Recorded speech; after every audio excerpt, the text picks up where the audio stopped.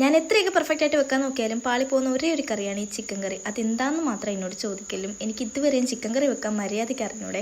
ഒന്നെങ്കിൽ മുളക് പൊടി കൂടും, അല്ലെങ്കിൽ ഉപ്പ് കുറയും, അല്ലെങ്കിൽ ഉപ്പ് കൂടും, അല്ലെങ്കിൽ സവാള ഉണ്ടല്ലോ അതങ്ങോട്ട് വഴണ്ടി വരത്തില്ല. അങ്ങനെ എന്തെങ്കിലുമൊക്കെ പ്രശ്നങ്ങൾ കാണും.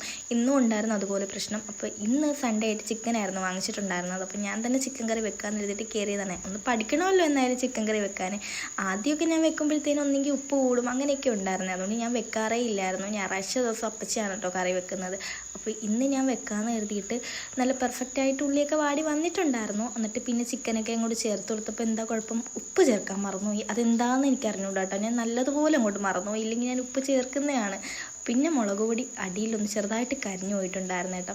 മൂപ്പിച്ചെടുക്കത്തില്ല, അപ്പോൾ ഒന്ന് കരിഞ്ഞു പോയിട്ടുണ്ടായിരുന്നു. അങ്ങനെ ടോട്ടലി പ്രശ്നങ്ങളായിരുന്നു ഇന്നത്തെ ചിക്കൻ കറിക്ക്. എന്നാലും ഞാൻ ഒരുവിധമൊക്കെ ഒപ്പിച്ചെടുത്തിട്ടുണ്ട് കേട്ടോ.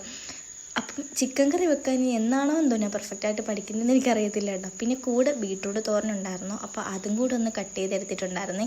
പിന്നെ അതും കൂടെ വെച്ചിട്ടുണ്ടായിരുന്നു. പിന്നെ പപ്പടവും സലാഡും. അതിൻ്റെ വീഡിയോ ഒന്നും എനിക്ക് എടുക്കാൻ പറ്റിയിട്ടുണ്ടായിരുന്നില്ല കേട്ടോ. എല്ലാം കഴിഞ്ഞത് ഇതുപോലെ ക്ലീനായിട്ട് കാണുമ്പം എനിക്കൊരു സാറ്റിസ്ഫാക്ഷൻ ആണേ. അപ്പോൾ ഇത്ര ഇന്നത്തെ വീഡിയോ. കഴിഞ്ഞിട്ടില്ല. പിന്നെ തുടയ്ക്കാനുണ്ടായിരുന്നു. ഈ ഒരു മോപ്പുണ്ടല്ലോ, ഞാൻ ഈ ഇടയ്ക്ക് വാങ്ങിച്ചാൽ കേട്ടോ. നല്ല യൂസ്ഫുൾ ആണ്. നമ്മൾ ഈ ബക്കറ്റ് വെള്ളം ഒന്ന് പൊക്കിക്കൊണ്ട് കിടക്കുന്നത് ഇതുപോലെ ജസ്റ്റ് ഒന്ന് സ്പ്രേ ചെയ്ത് കൊടുത്താൽ മതി കേട്ടോ. അപ്പം ഈസിയാണ് നമുക്കൊന്ന് ക്ലീൻ ചെയ്തെടുക്കാനായിട്ട്. നല്ലതുപോലെ അഴുക്കൊക്കെ പോകുന്നുണ്ട് കേട്ടോ.